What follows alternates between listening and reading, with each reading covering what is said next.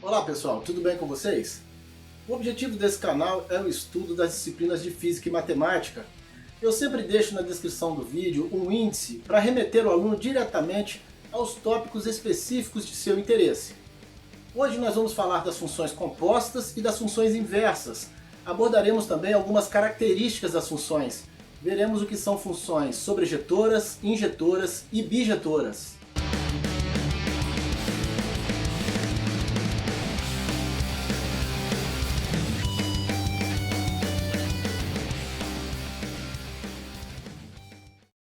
Funções compostas.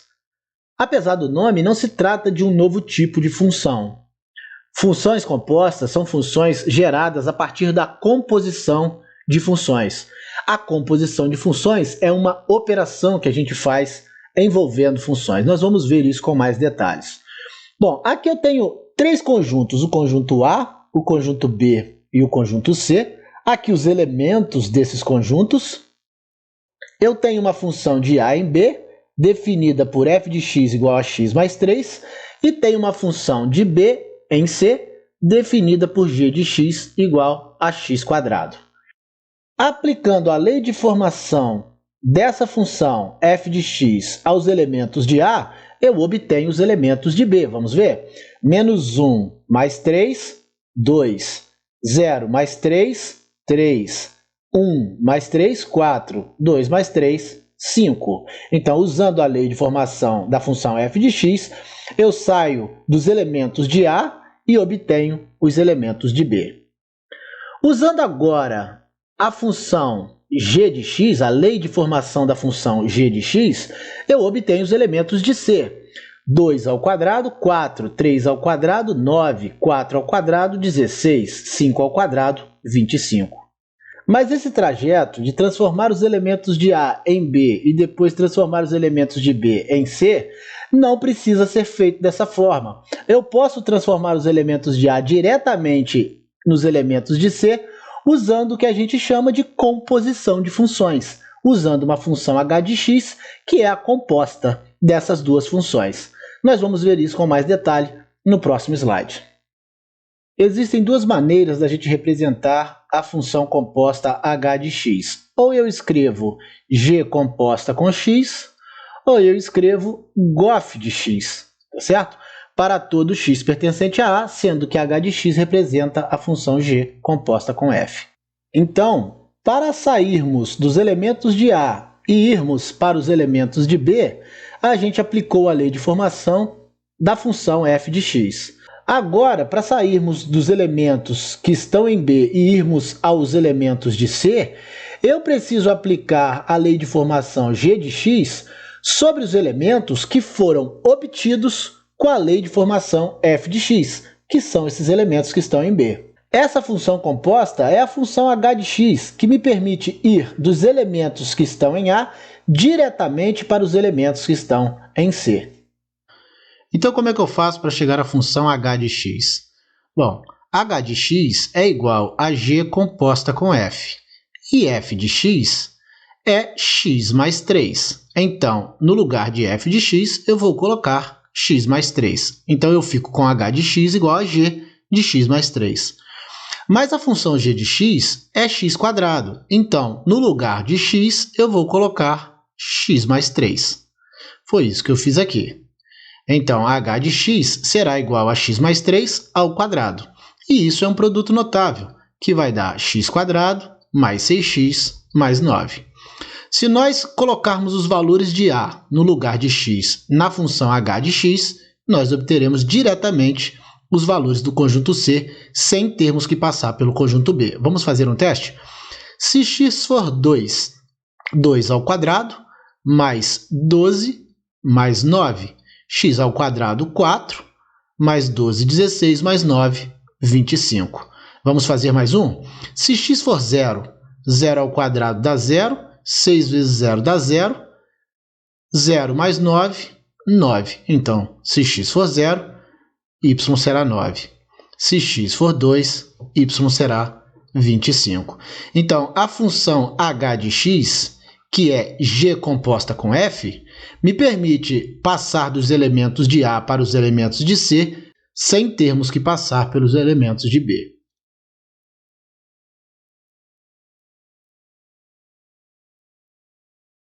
Funções injetoras. Nós vamos ver mais adiante também as funções sobrejetoras e bijetoras. Apesar do nome, não se trata de um novo tipo de função. São apenas características associadas às funções. Uma função f de x de a em b é injetora se e somente se quaisquer que sejam x1 e x2 de a, se x1 for diferente de x2, tivermos f de x1 diferente de f de x2. O que está sendo dito aqui é o seguinte: caso tenhamos um x diferente no domínio, também teremos uma imagem y diferente. A função f de a 0, 1, 2, 3 em b, 1, 3, 5, 7 e 9, definida pela lei f de x igual a 2x mais 1, é injetora. Por que eu estou dizendo que ela é injetora? Porque essa é a característica dessa função afim. Observe o diagrama abaixo que não existem duas ou mais flechas convergindo para o mesmo elemento de B. É o que a gente percebe. Cada elemento do domínio em A se corresponde com um elemento diferente da imagem em B. Observe que aqui não importa que a imagem 9 não tenha um elemento correspondente no domínio. Isso não é impedimento para que essa função seja injetora. Vou repetir. Para que ela seja injetora, para cada valor diferente do domínio, eu preciso ter um valor diferente na imagem. Reconhecimento gráfico de uma função injetora. Bom, graficamente a gente pode identificar uma função injetora usando o seguinte artifício. Aqui eu tenho uma função afim, tá certo? Uma função crescente afim. Basta que eu trace várias retas paralelas ao eixo x e perceba se essas retas interceptam o gráfico da função em apenas um ponto. É o que acontece aqui, né? Como essas retas paralelas estão interceptando o gráfico da função em apenas um ponto, essa função é injetora. Observe que no meu segundo exemplo eu tenho uma meia parábola que também é interceptada apenas em um ponto por essas retas paralelas ao eixo x que eu tracei. É claro que abaixo do eixo x eu não tenho gráfico, então não há interseção entre as retas paralelas e o gráfico nessa região. Isso não é um impeditivo para que essa função seja chamada de injetora. É o caso que nós vimos com o 9, né, no conjunto B no slide anterior. O 9 não estava se relacionando a ninguém do conjunto A. E isso não é um impeditivo para que ela seja chamada de função injetora. Composta de injetoras. Se duas funções f de a em b e g de b em c são injetoras, então a função composta g⁻f de a em c também é injetora. O que está dizendo aqui é que a composição de duas funções que são injetoras resulta em uma nova função também injetora.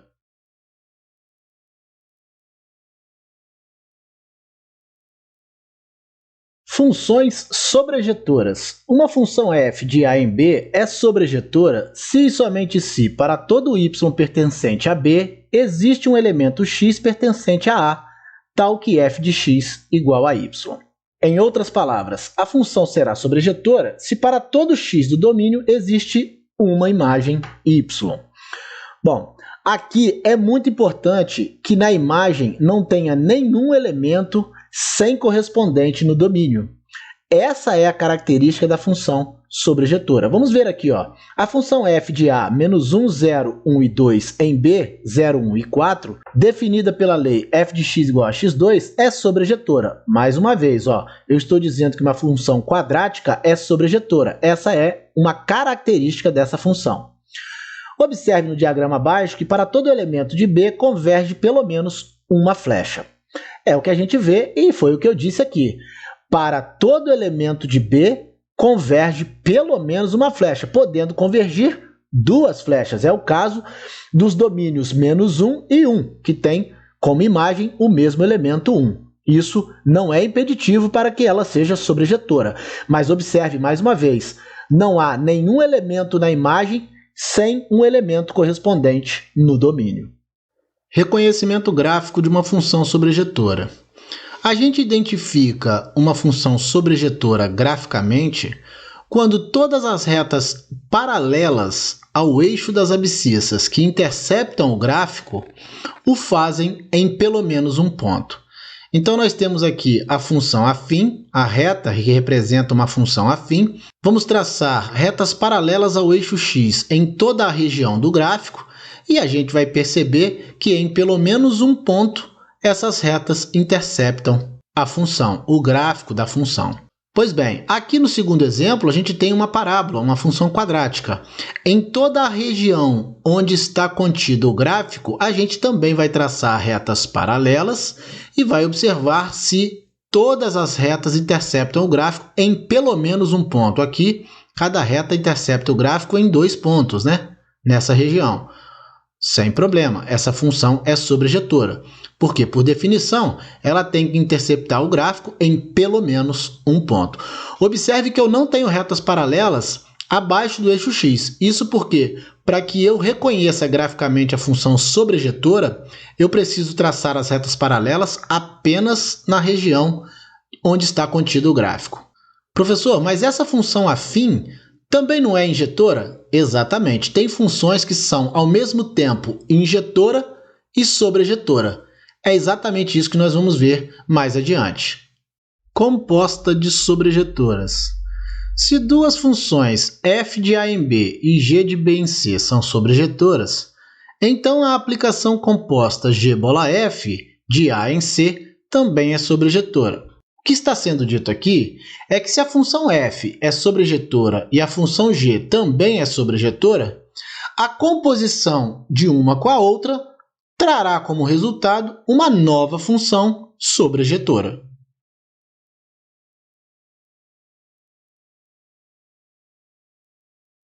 Funções bijetoras. Uma função f é bijetora quando ela é, ao mesmo tempo, injetora e sobrejetora. Observe que a função f de a 0, 1, 2, 3 em b 1, 2, 3 e 4, definida pela lei f de x igual a x mais 1, é bijetora. Observe no gráfico abaixo que para todo elemento de b converge pelo menos uma flecha e não existem duas ou mais flechas convergindo para o mesmo elemento de b. Vamos entender o que foi dito aqui. A função bijetora reúne as características da injetora e da sobrejetora, quais sejam: a função injetora é assim chamada porque para cada elemento do domínio diferente, nós temos um elemento na imagem também diferente. Já a sobrejetora tem todos os elementos do domínio com pelo menos um correspondente na imagem. Essa é a característica das funções bijetoras. Reconhecimento gráfico de uma função bijetora.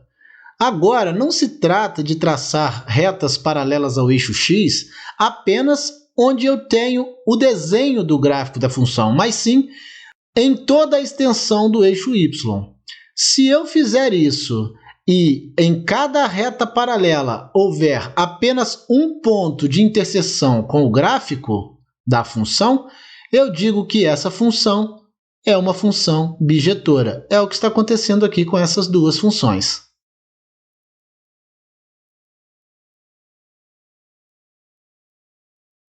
Funções inversas.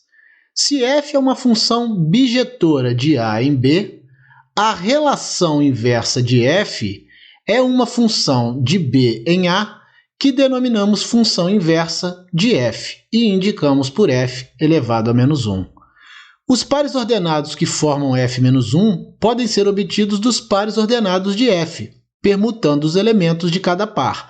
Ou seja, se a gente tem em f os pares ordenados na forma xy, em f elevado a menos 1, ou seja, em sua inversa, nós teremos os pares ordenados na forma yx. Podemos afirmar assim que f e f menos 1 são inversas entre si. Dito de outro modo, uma é inversa da outra, e por isso o inverso da inversa de f volta a ser f. Portanto, não se trata de um novo tipo de função, e sim de uma condição de uma função em relação à outra. Considere a função f de a menos 1, 3, 7 e 11, em B, 0, 4, 8 e 12, representada pelos diagramas. A função g de B em A é a função inversa de f. Vamos ver aqui, ó. Eu tenho aqui o conjunto A com os elementos menos 1, 3, 7 e 11, se relacionando cada elemento de A com um único elemento de B, 0, 4, 8 e 12. Portanto, trata-se de uma função bijetora. Os pares ordenados aqui formados são menos 1 e 0, 3 e 4, 7, 8 e 11, 12. Esses são os pares ordenados aqui formados.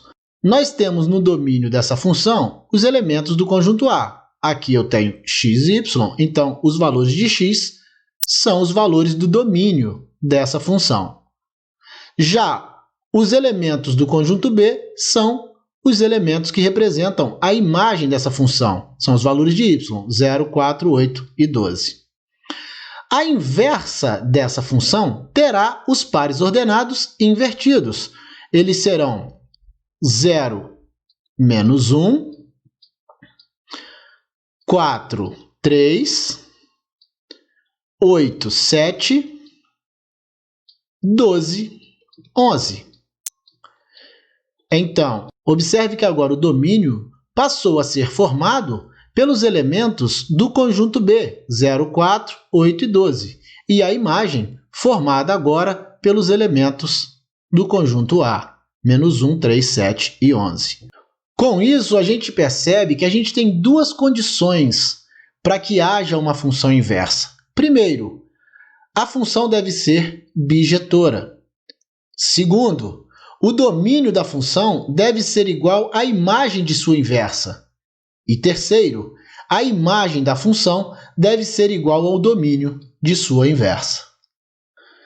Vamos ver agora como obter a função inversa de uma função. Para obtermos a função inversa de uma função f de x, basta reescrever f trocando de lugar as variáveis x e y e expressar y em função de x. Vamos calcular então a inversa da função f de x igual a 2x menos 1. Eu escrevi ela aqui, ó, y igual a 2x menos 1, lembrar que f de x é igual a y, né? Agora eu vou trocar de posição o x com o y. Ó. Passei o x para o lugar do y e o y para o lugar do x. Foi o que eu fiz aqui. Ó. Isolando agora a variável y, eu peguei o menos 1, troquei de lado da igualdade, fiquei com 2y igual a x mais 1. Como 2 está multiplicando o y, ele pode trocar de lado da igualdade fazendo a divisão. Então, y será igual a x mais 1 dividido por 2. Essa é a função inversa da função f de x igual a 2x menos 1. É o que está escrito aqui. Ó. A função inversa de f de x igual a 2x menos 1 é a função x mais 1 dividido por 2. Inversa da composta. Se as funções f de a em b e g de b em c são bijetoras, então a inversa de g composta com f é igual à inversa de f composta com a inversa de g. Esse é o enunciado do teorema que a gente chama de teorema da inversa da composta. Nós vamos usar esse teorema na resolução do nosso último exercício de aplicação. Aliás, eu vou fazê-lo da maneira mais convencional e depois vou fazê-lo usando o teorema da inversa da composta. Vocês vão ver como esse teorema facilita o cálculo quando a gente precisa encontrar a inversa de uma composição de funções. Os gráficos de uma função e de sua inversa são simétricos em relação à bissetriz dos quadrantes ímpares, primeiro e terceiro do plano cartesiano. Aqui nós temos o primeiro quadrante e aqui o terceiro quadrante, aqui o segundo e aqui o quarto. O que ele está dizendo é que os gráficos da função e de sua inversa são simétricos em relação à bissetriz desses quadrantes, que é essa reta pontilhada que eu tracei aqui. Essa é a bissetriz do primeiro e do terceiro quadrantes, é o eixo de simetria de f e de sua inversa. Apesar de já termos visto no ensino fundamental as equações irracionais, agora veremos mais uma vez esse tipo de equação de forma mais aprofundada e estenderemos o estudo para as inequações irracionais. Eu espero vocês. Até a próxima!